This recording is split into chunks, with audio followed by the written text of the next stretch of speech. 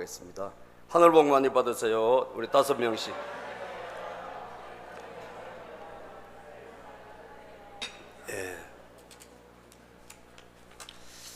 날씨가 정말 더운 것 같습니다. 건강 조심들 하십시오, 여러분들. 이 여름을 잘 이겨내시기를 바랍니다. 우리 신앙인들에게 가장 큰 고통이 있다면 무엇일까요? 오늘 가장 큰 고통을 이기려면 이런 제목인데, 가장 큰 고통이 있다면 무엇일까요? 물론 개인마다 서로 난 이게 힘들어요, 난 저게 힘들어요, 다 다를 수 있겠지만 가장 큰 고통은 아마도 우리가 겪는 죽음이 아닐까 생각합니다. 그죠? 여러분과 저에게 찾아올 죽음이죠. 이 죽음이 제일 큰 고통이자 우리에게 가장 큰 문제가 아닐까 생각합니다.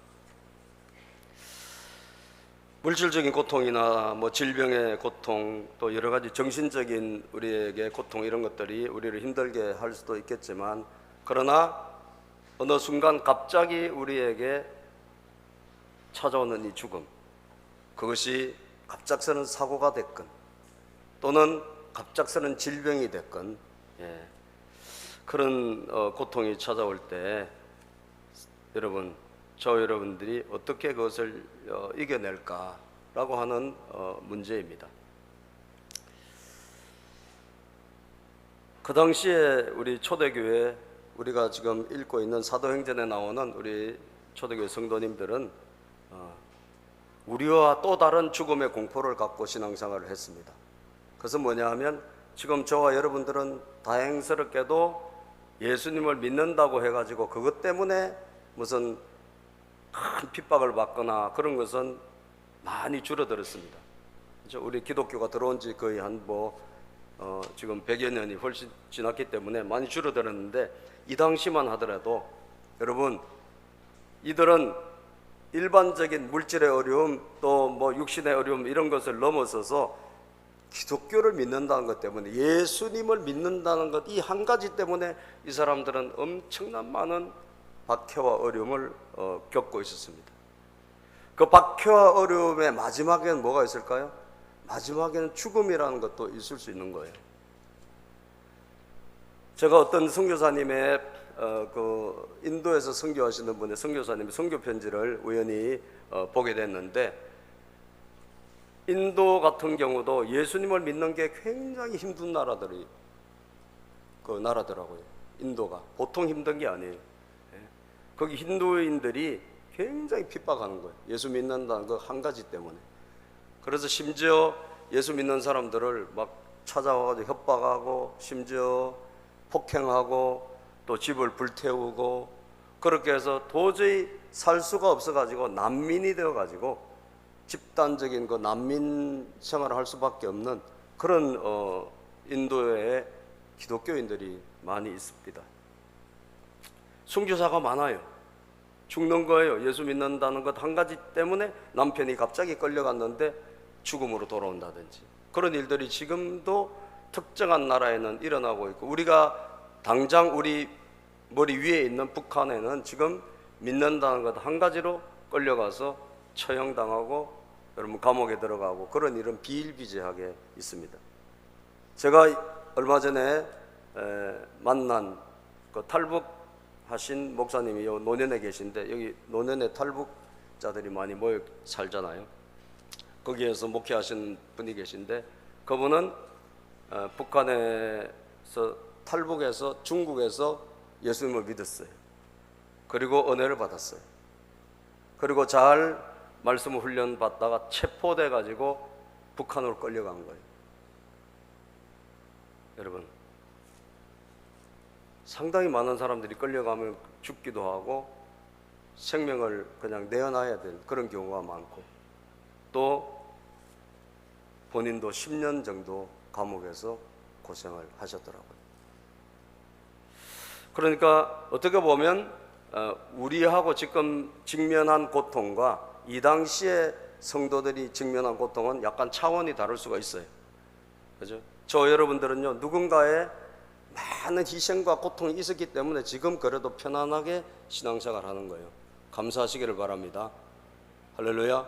우리가 이렇게 그냥 편하게 교회에 오게 된 게 그냥 그렇게 된 것이 아니라 많은 순교자들의 대가, 많은 사람들의 희생 위에 우리가 이렇게 편안하게 신앙생활 하는 거예요. 아직도 그렇지 못한 나라가 지구상에 굉장히 많다는 걸 아시고 이 말씀을 들었으면 좋겠고, 그것이 바로 우리가 읽는 이 사도행전 이 당시에 성도들의 형편이라는 것입니다.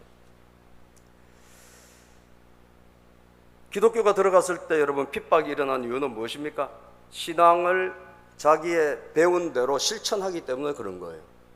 우리가 핍박 안 받는 것은 간단해요. 여러분들이 술에 술 탄 듯 물에 물 탄 듯 신앙생활하면 아무런 핍박이 없습니다. 그죠? 우리가 그냥 다 모든 게 좋아, 이것도 좋아, 저것도 좋아, 다 좋아 식으로 하고 그렇게 신앙생활하면 누구도 우리를 뭐라 하지 않습니다. 아무도 우리에게 욕하지 않습니다. 그런데 내가 믿는 하나님은 그런 분은 아니란 말이에요. 할렐루야. 우리가 다른 종교를 여러분 무시하거나 다른 종교를 폄하하고 그런 것이 아니라 하나님의 말씀에 의해서 유일한 구원받는 종교, 구원받는 유일한 종교는 오직 기독교밖에 없고 예수 그리스도밖에 없기 때문에 그런 거예요. 할렐루야. 우리가 그런 분들을 싫어해서가 아니라 무시해서가 아니라 존중하지 않아서가 아니라 우리가 믿는 이 진리가 유일하기 때문에 다른 것은 다 양보해주고 다른 것은 다 타협하더라도 이것만큼은 양보하지 못하기 때문에 거기서부터 내가 하나님 말씀대로 살다 보면 가족들의 핍박을 받거나 주변 사람들의 질시를 받거나 직장에서 심지어 욕을 먹기도 하거나 여러 가지 형태의 압박과 핍박이 일어날 수가 있습니다. 여러분, 그런데 여러분들 집이 지금 만약에 기독교 집안이 아니라면 당장 여러분들이 혼자 예수님을 믿는다면 여러분들부터도 아마 그런 핍박이 일어날 수가 있는 거예요. 이걸 감수해야 되는 거죠. 우리는 왜? 우리가 그것을 싸우기 싫어서 또는 내가 타협한다고 하면 우리 신앙은 놓쳐지게 되는 거예요. 그래서 이 당시에 이 초대교회 성도님들은 그럼 평신도들 뭐 사도들 똑같이 다 그들은 적어도 신앙 문제만큼 타협하지 않고 그들은 한 길로 갔던 것을 본다라는 거죠. 자, 그렇다면 여러분, 이런 고통이 됐든 핍박으로 인한 우리에게 고통이 오든 또 여러분들이 겪고 있는 물질의 고통이라든지 뭐 경제적인 시련이라든지 뭐 가정의 이런 문제라든지 여러 가지 고통이라든지 저는 극복하는 것은 같다고 봅니다. 형편과 처지는 다르다 할지라도 그것을 해결하는 길은 같다라는 거예요. 어떤 고통이든 뭐 신앙으로 인한 믿음으로 인한 핍박이든 가장 큰 핍박인 죽음이든 또는 우리에게 지금 현재 우리가 살고 있는 현실에서 일어나는 문제는 어떤 것이든 그것을 해결하고 극복하는 길은 같다라고 생각하는 것입니다. 그래서 여러분, 가장 큰 고통, 이것은 순교지에서는 순교일 수도 있고, 그죠? 선교하는 그런 곳에서는 순교일 수도 있고, 또는 저와 여러분들 같이 이렇게 그래도 편안한 곳에 신앙생활 하는 사람들은 자기 개인적인 문제일 수도 있는데, 어쨌든 간에 어떻게 우리가 가장 큰 고통을 해결하고 극복할 수 있을까요? 저는 우리가 해결하고 극복하려면 두 가지를 여러분들이 하면 될 것 같아요. 오늘 본문의 말씀 보면 따라서 합시다. 평소에 성령으로 충만하라. 평소에 여러분들이 성령으로 충만하는 것이 여러분들에게 갑작스런 큰 고통이 찾아왔을 때 이길 수 있는 엄청난 길이라는 것을 오늘 성경은 우리에게 알려주고 있습니다. 우리는 다급할 때 하나님을 찾긴 하죠. 그런데 절대 나쁜 건 아니에요. 우리가 다급할 때 하나님을 찾는 것은 좋은 겁니다, 여러분. 그죠? 우리가 뭐 좀 나태하다가 신앙생활에 좀 느슨해 하다가 큰 일이 생겨서 그때 주님 찾는 건 너무너무 귀해요. 그때라도 우리가 주님 찾아서 의지하고 하나님 찾고 기도하는 건 너무 귀한 일입니다. 그런데 가장 큰 어려움이 갑자기 우리에게 찾아왔을 때 여러분, 그런 평소에 아무런 대비가 없는 사람 이겨내기가 힘들어요. 그죠? 이겨내기 힘들어요. 그래서 저와 여러분들이 해야 될 일은 아주 어려울 때 우리가 주님 찾는 것은 당연한 것이고, 평소에 우리가 해야 될 일이 있는데 그게 뭐냐? 평소에 항상 성령으로 충만해 있는 것입니다. 믿으시면 아멘. 여러분들에게 이것이 굉장히 중요하다는 것을 오늘 인식했으면 좋겠어요. 왜냐하면 어떤 어려움이 예고되고 우리에게 찾아오지 않거든요. 그죠? 내가 널 어렵게 할 거야 하고 무슨 일이 미리 예고하고 한 달 후에 어려움이 있을걸? 라고 하고 우리에게 찾아오는 게 아니라고요. 갑작스럽게 우리에게 갑자기 무슨 사건이 일어나고 갑자기 어려움이 찾아오잖아요. 그렇기 때문에 저와 여러분들이 해야 될 일은 뭐냐? 항상 우리가 준비가 돼 있어야 되는데, 그게 뭐냐? 평소에 어떤 어려움이 오더라도 이길 수 있는 내공, 영적인 내공을 갖춰야 되는 거예요. 그게 뭐냐? 성령 충만이에요. 전 스데반 집사가 평신도거든요. 평신도인데 이 사람은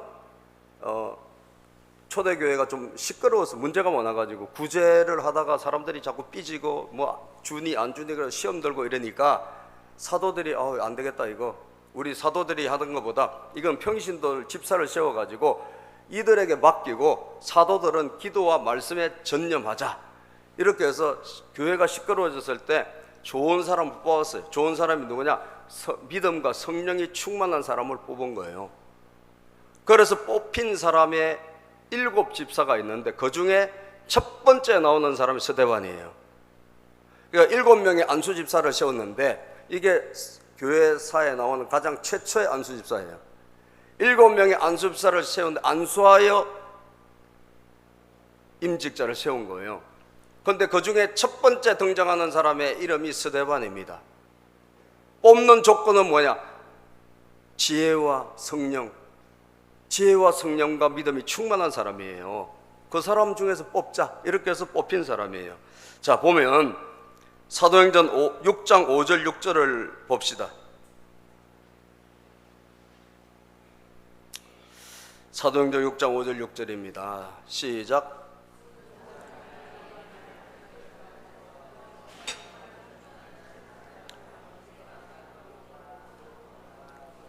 안디옥 출신의 이방 사람으로서 유대교에 개종한 사람이 니골라를 뽑아서 사도들 앞에 세웠다. 사도들은 기도하고 그들에게 안수하였다.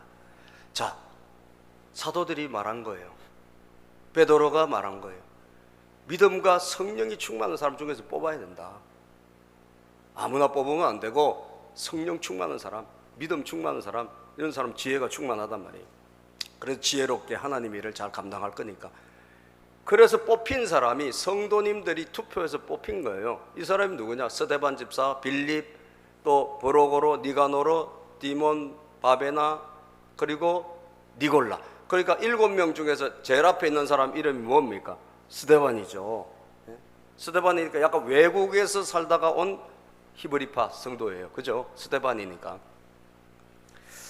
자, 여러분, 이 사람이 뽑힐 때부터 뭐한 사람이죠? 성령으로 충만한 사람이었어요. 이분은 성령으로 충만해져 있었어요. 그래서 뽑혔어요. 안수집사로 뽑혔어요. 안수집사의 조건이 뭘까요? 여러분, 돈 많은 사람? 오래 다닌 사람? 아니에요. 성령 충만, 믿음 충만한 사람입니다. 할렐루야. 그런 분들이 교회 직분자로 뽑혀야 돼요. 믿음이 충만해야 돼요. 성령이 충만해야 돼요. 그래, 이 집사들을 7명을 세우니까 막 교회가 부흥한 거예요. 복음이 잘 전해졌어요. 이 당시에는 사도들만 일한 것이 아니라 집사님들 그리고 평신도들 다 나가서 복음 전하고 하나님의 일을 다 했습니다. 지금처럼 특정한 사람만 일하는 그런 시대가 아니에요. 그래서 사도들뿐 아니라 이 스데반 집사가 사역할 때 8절에 보니까 말이죠. 자, 8절 시작. 스데반은 은혜와 능력이 충만해서 백성 가운데서 놀라운 일과 큰 기적을 행하고 있었다. 은혜와 능력이 충만해서 이분은 갑자기 막 뭐 일을 하기 위해서 막 열심히 준비해서 나온 사람이 아니고 평소에 준비되어 있었기 때문에 성령 충만한 사람이었고, 그리고 뽑혀서 집사님이 되셨고, 안수 집사님이 되셨고, 그리고 나가서 주의 일을 할 때도 항상 은혜 충만, 성령 충만해서 기적도 나타나고 놀라운 일이 일어난 거예요. 그랬더니 막 사람들이 네가 뭔데 나와서 그러냐라고 하니까 스데반과 그들과 논쟁이 붙었는데 10절에 보니까 시작. 그러나 스데반이 지혜와 성령으로 말하므로 그들은 스데반을 당해낼 수 있었어요, 없었어요? 없었습니다. 스데반에게 지혜와 성령이 가득했어요. 그러니까 충만하니까 이 스데반 한 집사님을 당할 수가 없는 거예요. 성령으로 충만한 사람을 당해낼 수가 없는 거예요. 그래서 결국 어떻게 누명을 뒤집어 씌워가지고 이 사람이 모세 율법을 뭐 어기라 그랬다는 등 이상한 누명을 뒤집어서 이 사람을 체포해서 여러분 신문하기 시작한 거예요. 체포된 거예요. 투옥된 거예요. 그래서 제사장들에게 끌려가고 사람들에게 끌려가서 말하자면 대중들 앞에서 재판받는 이런 입장이 된 거예요. 그런데 그럴 때 그의 얼굴을 보니까 15절에 보니까 시작, 공회에 앉아있는 사람들이 모두 스데반을 주목하여 보니 그 얼굴이 누구의 얼굴 같다? 천사의 얼굴과 같았다. 성령 충만한 사람은 천사의 얼굴과 같구나. 옆에 분의 얼굴을 한번 볼까요? 갑자기 얼굴에 미소가 지어지시네. 그죠? 예. 성령 충만하신 분은 얼굴에 표시가 나요. 그래서 빛이 나요. 빛이 나. 예. 예. 마귀 사탄이 충만하면 여러분 이상하겠죠? 성령 충만하면 얼굴에 표시가 나는구나. 얼굴이 은혜스럽게 되는 거예요. 예. 그러니까 이 스데반은 항상 그가 안수집사가 되기 전부터 그리고 일을 할 때나 언제나 스데반은 성령에 충만한 사람이구나 라고 하는 것을 알 수가 있어요. 그리고 그가 나와서 복음을 전합니다. 재판받을 때, 앞에 나와서 신문 받을 때 그는 이때다 해가지고 예수 그리스도에게까지 이르는 아브라함부터 쫙 말씀을 전하기 시작해요. 제가 보니까 설교를 사도 베드로보다 더 잘해요. 여러분 7장을 읽어보면 이게 7장은 사도행전 7장은 전부 다 스데반 집사의 설교입니다. 설교예요. 그런데 여러분 웬일일까요? 이 설교를 들은 사람들이 하나님의 은혜로 변화가 되는 것이 아니라 이 설교를 듣고 그들이 이를 갈기 시작한 거예요. 이를 갈기 시작했어요. 분위기가 완전히 죽이는 분위기가 됐어요. 그게 우리가 오늘 읽은 본문입니다. 54절에 보니까 53절까지 복음을 전했습니다. 예수님 믿어야 될 이유, 구약 성경부터 모세부터 시작해서 아브라함부터 쫙 설명하고, 그리고 여러분들이 못 박아 죽인 예수님이 살아나셨다는 거, 이 복음 전하고, 그랬을 때 이들이 변화되지 않고 이들은 이를 갈고 그리고 대들기 시작한 거예요. 54절 볼까요? 시작. 그들은 이 말을 듣고 격분해서 스데반에게 이를 갈았다. 56절 이를 갈았다. 지금 분위기가 죽일 분위기예요. 이 모든 사람들이 스데반 한 사람을 향해서 죽이려고 아주 이글거리는 그런 눈을 가지고 여러분 공격해 오기 시작한 거예요.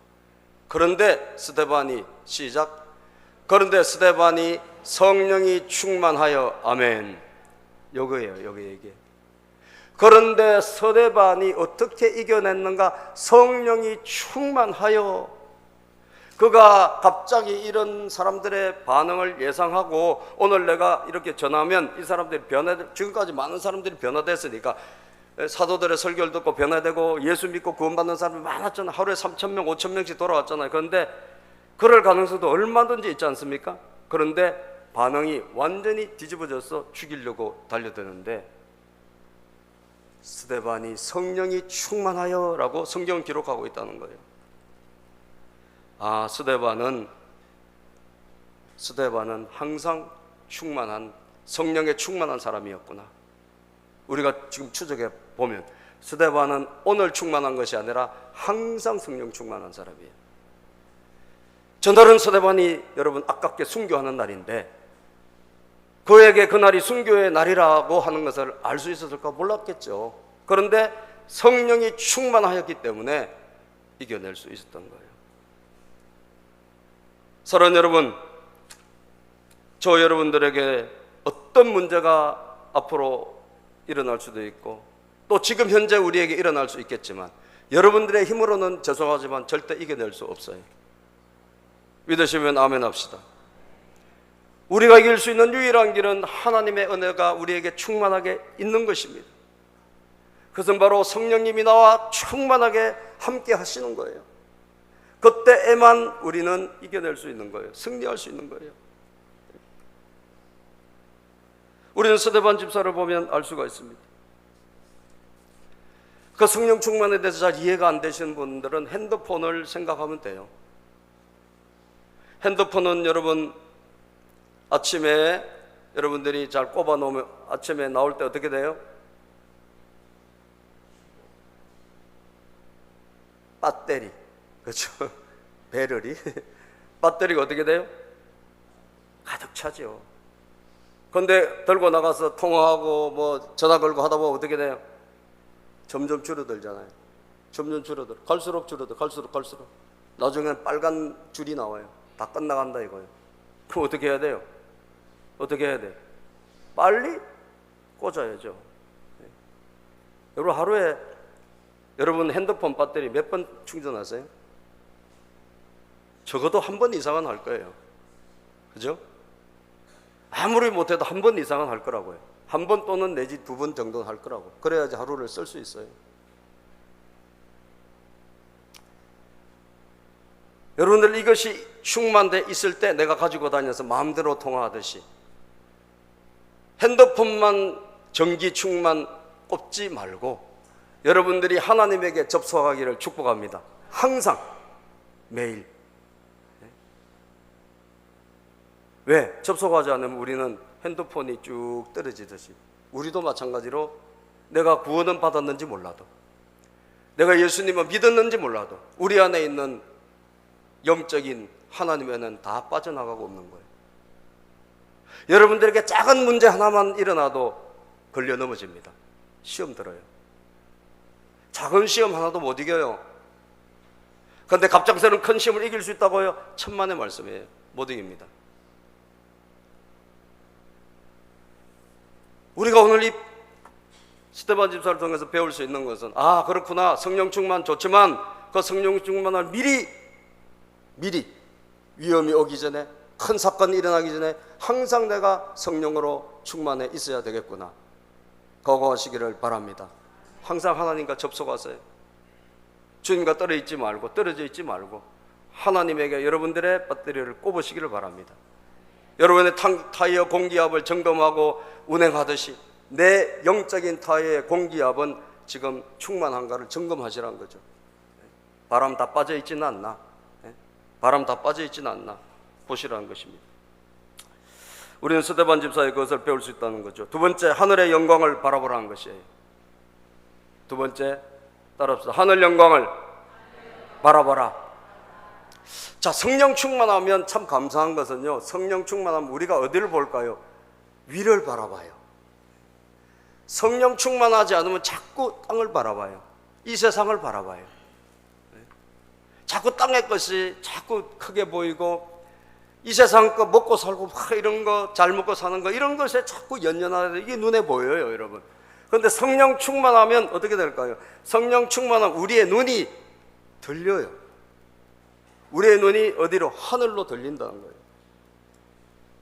특별히 여러분 심각한 어려움을 당할 때, 여러분들이 고통을 당할 때, 여러분들이 시련이 왔을 때 우리가 특히 어디를 봐야 돼요? 위를 봐야 돼요. 할렐루야. 아멘. 크게 하십시오. 위를 바라야 되는 거예요. 아까 찬양했잖아요. 믿음의 눈 들어 뭘 봐라? 주를 보라.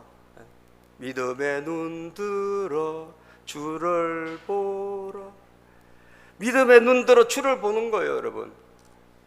그러면 이 또한 지나가리라. 할렐루야. 이겨낸다는 거예요. 믿음의 눈을 들어 주를 보면 이겨낸다는 거예요. 그런데 성령 충만하지 않으면 자꾸 문제만 봐요. 자기만 바라봐요. 아유, 골치 아프네, 어렵네, 힘드네. 그리고 자기 자신만 바라본다니까요. 하늘 영광을 바라보시기를 바랍니다. 가장 큰 사건이 지금 일어나기 직전 스데반 집사는 성령이 충만하여 어디를 봤어요? 하늘을 바라봤어요. 하늘을. 지금 사람들이 돌을 들고 죽이려고 던지는데 여러분 사실 보면 얼마나 무섭겠어요? 근데 그는 그걸 보지 않았습니다. 하늘 바라봤어요. 본문을 보면 여러분 55절 봅시다. 55절 56절입니다. 시작. 그런데 서대반이 성령 충만하여 하늘을 쳐다보니 하나님 영광이 보이고 예수께서 하나님의 오른쪽에 서 계신 것이 보였다. 56절. 그래서 그는 보십시오, 하늘이 열려 있고 하나님의 오른쪽에 인자가 서 계신 것이 보입니다 하고 말하였다. 예? 여러분, 우리가 왜 하늘을 봐야 됩니까? 가장 큰 고통이 우리에게 닥쳐온다 할지라도 그때 눈을 들어 하늘을 보면 하나님의 영광이 보이는 줄로 믿습니다. 하나님이 계신 것이 보이는 거예요. 그는 보았습니다. 하나님의 영광을 보았습니다. 그리고 예수님께서 하나님 보좌 우편에서 일어나 서서 자신을 맞이하러 나오시는 것을 봤어요. 내 눈에는 지금 하늘이 열려 있고 하나님 보이고 나를 맞이하신 예수님 보이시는구나. 제가 유기성 목사님의 설교를 듣고 몇 분들의 설교를 제가 좀 자주 듣습니다. 우리 또 사모님도 유기성 목사님 설교 많이 들으시는데, 그 유기성 목사님이 자기도 굉장히 너무너무 힘들 때가 있었다는 거예요. 도저히 이게 힘들어서 기도도 한마디도 안 나올 그런 때가 있을 때, 그래서 하나님 앞에 그래도 어쩔 수 없이 보좌 앞에 나가 기도하는데 한마디도 기도가 안 돼요. 아무리 해도 어려움이 너무 크니까 기도도 안 되는 거예요. 기도도 안 나오는 거예요. 여러분 경험하셨을 거예요. 너무 힘들면 기도도 안 나와요. 그죠? 그래서 괴로워하고 있을 때 기도는 해야 되겠고 기도는 안 되고, 그래서 주기도문을 해야 되겠다. 안 되니까 주기도문이라도 외워봐야 되겠다. 그래서 주기도문을 외우기 시작했대요. 여러분 목회자인데도 기도가 안 되니까 어떻게 방법이 없잖아요. 그래서 하늘에 계신 우리 아버지요 이렇게 외우기 시작했는데, 하늘에 계신 우리 아버지, 아버지라는 단어에서 딱 꽂힌 거예요. 갑자기 아버지 넘어가지를 못해. 우리가 주기도문 하면 그냥 막 암송하듯이 다다다닥 하고 그냥 예배 빨리 마치려고 주기도문 빨리 끝내고 그럴 때 우리가 써먹을 때가 많은데 참 죄송하지만, 예? 그게 아니라 정말 진심을 담아가지고 그 주기도문을 하기 시작하는데 아버지라는 그 단어에서 딱 멈추는 거예요. 그러면서 더 이상 진도가 안 나가. 아버지 하다가 울음이 터져가지고 아버지를 막 부르기 시작하는데, 그래 하늘에 계신 아버지 아니냐, 하나님이 내 아버지지. 그 하나님이 지금 계시지. 그 하나님이 계시면 내 사정을 아시겠지. 할렐루야. 하시겠지. 들으시겠지. 그러게 되니까 그때부터 그냥 기도가 다시 터져 나오는데, 눈물과 함께 기도가 터져 나오는데 몇 시간 기도했는지 모르게 기도가 되더랍니다. 사랑하는 여러분, 힘들고 어려워도 바라보세요. 바로 그때가 바로 주를 볼 때입니다. 눈을 들어야 합니다. 눈을 들면 하나님 계세요. 하늘이 열릴 줄로 믿습니다. 닫혀있는 것 같은 하늘이 나를 향해서 열려있고 하나님 살아계신 것이 보이고 예수님이 일어나 계신 것이 보이는 그런 스데반 집사가 본 것 같은 그런 것을 볼 때, 사랑하는 여러분, 우리는 승리하게 되는 거예요. 로마서 8장 18절에 보면 성경은 이렇게 말씀합니다. 시작. 현재 우리가 겪는 고난은 장차 우리에게 나타날 영광과 견주면 아무것도 아니라고 나는 생각합니다. 현재 우리가 겪는 고난은, 현재 여러분들이 직면하는 가장 큰 고통, 심지어 여기에 죽음의 돌이 날라오는 그 시간이라 할지라도 장차 우리에게 나타날 영광, 하나님의 영광, 영광스러운 그 천국의 영광, 부활의 영광과 비교하면 아무것도 아니라는 거예요. 그래서 여러분, 하나님을 보고 어려울 때 주님을 바라보고, 그럼에도 불구하고 기도가 안 되더라도 그래도 기도하면서 예수 이름 부를 때 여러분들은 스데반 집사가 본 것과 같은 똑같은 것을 보게 된다는 거죠. 할렐루야. 그럴 때 우리는 승리하는 신앙이 되는 거예요. 현재 고난을 이겨내는 거예요. 아무리 큰 것이 우리에게 있다 할지라도 눈들어 하늘 보니까 아무것도 아니네. 하나님 계시네. 부활의 영광, 천국의 영광, 우리가 들어갈 그 상급, 주님이 우리에게 베푸실 그 상급을 바라보니 아무것도 아니라는 거예요. 영광 영광 할렐루야. 여러분, 이 찬양 아시죠? 영광 영광 할렐루야, 영광 영광 할렐루야, 영광 영광 할렐루야, 곧 승리하리라. 영광 영광 영광 할렐루야, 영광 영광 할렐루야, 영광 영광 할렐루야, 곧 승리하리라.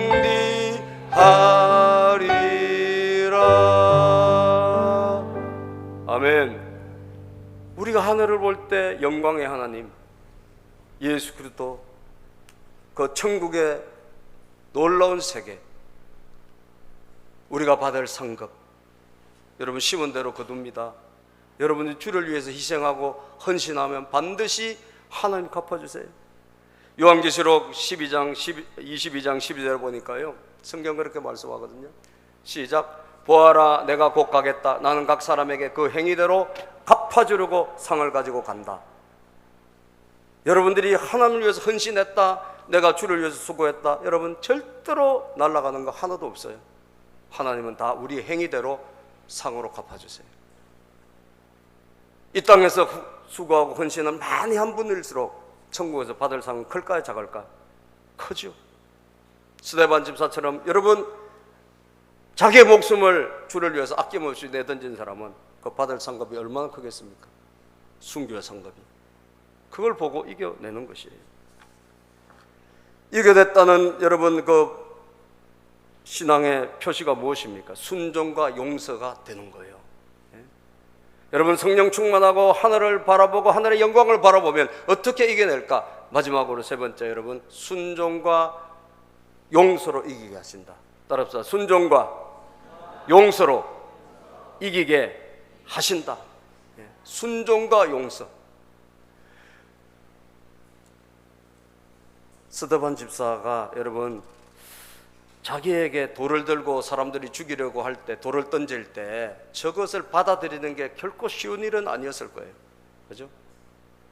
열심히 예수님 잘 믿고, 아무도 지금까지 사도들도 죽은 사람이 없어요. 그런데 평신도 집사님이 첫 번째 순교자가 된 거예요. 사도들도 하나님 다 풀어주셨다니까. 그런데 첫 번째 순교자가 스데반이라는 집사가 된 거예요. 뭐 하나님의 계획이겠죠. 우리는 알 수 없지만 그것을 받아들이는 게 결코 쉬운 일이 아니라고요. 그런데 스데반 집사는 하나님의 뜻이 그것이라면 자기는 받아들였어요. 순종했어요. 순종. 오늘 본문에 보니까 말이죠, 57절부터 사람들은 시작. 57절부터 사람들은 귀를 막고 큰 소리를 지르고 일제히 스데반에게 달려들어. 스데반은 지금 하늘을 보고 영광을 보고, 보십시오, 하나님이 계시지 않습니까? 라고 하는데도 불구하고 사람들은 귀를 막았어요. 아예 안 들어. 예? 아예 안 들어. 그래가지고 분노에 막 올라가지고 그냥 큰 소리 지르면서 일제히 돌을 들고 달려들었습니다. 58절 시작. 그를 성 바깥으로 끌어내어서 돌로 쳤습니다. 정인들은 옷을 벗어 사울이라는 청년의 사울이 거기에 정인으로 참석했어요. 이 사울이 어떤 사람인지 아시겠죠? 교회를 얼마나 핍박한 사람이니 그 사람에게 옷을 갖다 벗어서 둘 정도로 돌로 쳐서 죽인 거예요. 이때 스데반이 두 가지 기도를 하는데 이 두 가지 기도가 첫 번째는 뭐냐? 순종의 기도요. 두 번째는 용서의 기도를 한 거예요. 자, 아까 읽은 그 구절을 한번 보고요. 59절입니다. 59절 시작. 59절. 사람들이 스데반을 돌로 칠 때 스데반은 어떻게 했어요? 지금 그 PPT 그대로 띄워주세요. 그 다음 제가 준비한 그 PPT 지금 움직이지 말고 띄워주실래요? 자, 59절입니다. 사람들이 시작. 사람들이 스데반을 돌로 칠 때 스데반은 주 예수님 내 영혼을 받아 주십시오 하고 부르짖었다. 내 영혼을 하나님께 맡깁니다. 받아 주십시오. 내가 오늘 모든 사람들 가운데 가장 첫 번째 순교자가 하나님의 뜻이라면, 제가 되는 것이 하나님의 뜻이라면 제 생명을 하나님께 드리겠습니다라는 거예요. 그 대신 내 영혼을 하나님 받아주세요. 우리 주님 내 영혼을 받아주세요. 이것은 예수님이 우리를 위해서 십자가 지셨을 때하고 똑같아요. 예수님의 순종의 기도. 나는 예수님도 피하려고 하셨잖아요. 이 잔을 피하고 싶지만 그러나 주 뜻대로 되기 원합니다. 결국은 순종하는데 똑같습니다. 여러분 누가복음 23장 45절 시작. 46절 예수께서 큰 소리로 부르짖어 말씀하셨다. 아버지 내 영혼을 아버지 손에 맡깁니다. 이 말씀을 하시고 그는 숨을 거두셨다. 사랑하는 여러분, 여러분들에게 큰 어려움이 오고 큰 사건들이 일어난다 할지라도 하나님의 뜻이 아니면 일어날 수가 없는 거예요. 믿습니까? 우리가 죽고 사는 거 누구한테 달렸죠? 하나님께 달렸어요. 우리에게 예를 들면 어떤 사건이 일어났다. 누구에게 달렸죠? 하나님께 달린 거예요. 하나님이 허락하지 않는다면 그 사건은 절대 일어나지 않습니다. 하나님이 허락해 주셨기 때문에 일어났어요. 우리가 어디서 문제가 있는 줄 알았어요? 성령을 의지하고 하늘을 바라보는 사람이 아니라면 자꾸 원망해, 자꾸 불평해. 하나님 앞 원망, 불평하고 이러다가 시간을 다 보내는 거예요. 받아들이지 못해요. 사랑하는 여러분, 성령 충만하시길 바랍니다. 그리고 눈을 들어 하늘의 영광을 바라보세요. 그럴 때 우리에게 어떤 은혜가 임할까요? 순종의 은혜가 임해요. 하나님의 뜻이라면 그래, 심지어 그 죽음도 하나님 뜻이라면 아멘. 할렐루야. 죽는 것도 주의 뜻이라면 아멘이라는 거예요.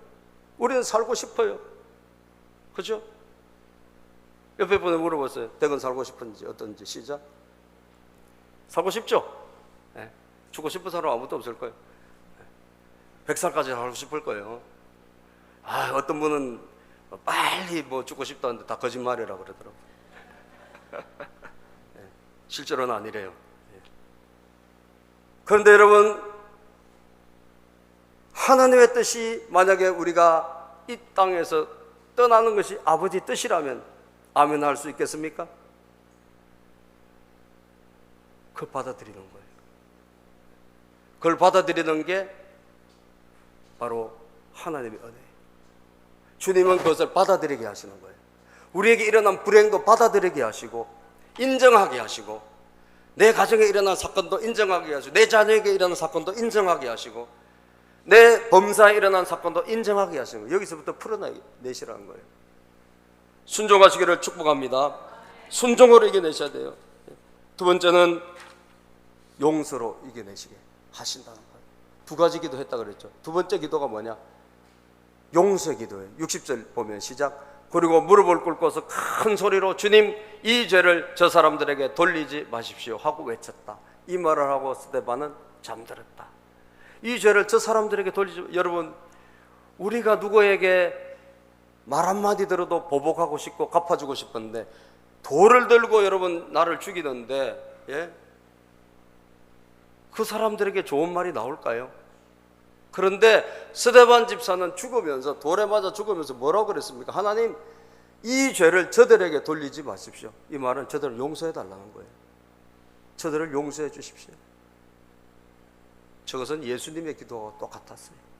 예수님 십자가 지셔서 그리고 십자가에서 돌아가실 때 예수님 기도, 누가복음 23장 34절 시작.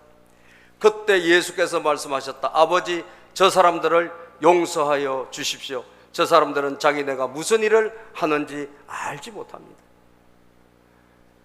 그래, 저들이 몰라서 그랬지. 주님 용서해 주세요.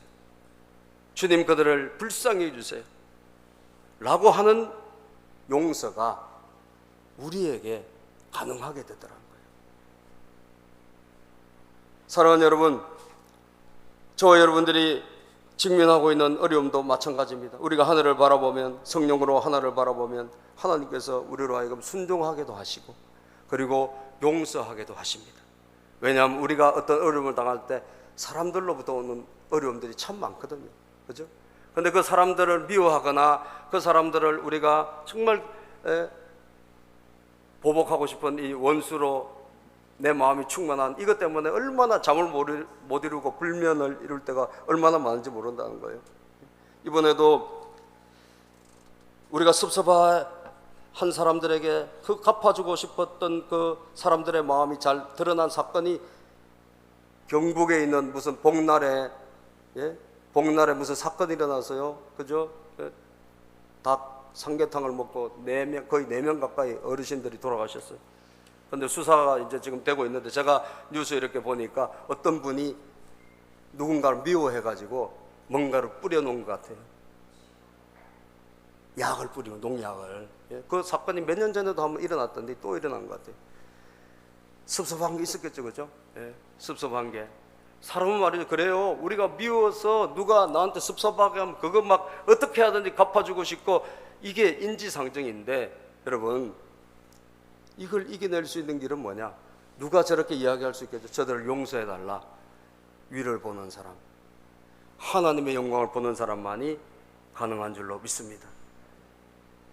그렇게 용서했을 때 여러분, 누가 그 자리에서 이 스데반 집사의 기도의 응답의 열매가 됐을까요? 사도 바울이 응답의 열매가 된 거예요. 그 사도 바울의 그림 한번 보여줄까요? 사도 바울이 저렇게 그 그림에 보면 사도 바울이 저기 보면 스데반 집사 저기 돌에 맞아 순교하는데 그 증인으로 참석한 사람이 바울 사도예요. 그때 사울이라고 하는 청년 어디 있습니까 지금? 저 그림에서 어디 있죠? 저 뒤에 있어요. 머리가 벗겨졌어, 그죠? 사도 바울이 아마 머리가 좀 벗겨졌나 봐요. 여러분, 저 사울이 죽어도 마땅한 놈이다라고 그렇게 소리쳤던 저 사울이 그 현장에 있었다니까. 저들의 죄를 용서하지 마십시오. 하나님, 지금 몰라서 그렇습니다 하고 순교하고 잤다라고 할 때 저곳에 있었던 저 사람이 나중에 어떻게 됐죠?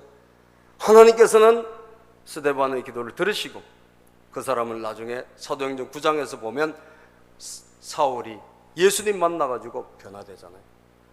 사울이 바울이 되어서 정말 나중에는 땅끝까지 이르러 복음을 전하는 사람이 된 줄로 믿습니다. 가장 큰 어려움이 여러분들에게 지금 혹시 있을지 앞으로 있을지는 모르지만 해결하는 길은 딱 한 가지입니다. 따라서 합시다. 성령 충만. 하늘 영광을 바라보자. 그렇게 해서 순종과 용서의 영성으로 승리하기를 주의 이름으로 축복합니다. 기도합니다. 하나님 감사합니다. 오늘도 이렇게 저희들에게 귀한 말씀으로 깨우쳐 주신 주님을 찬양합니다. 하나님 아버지,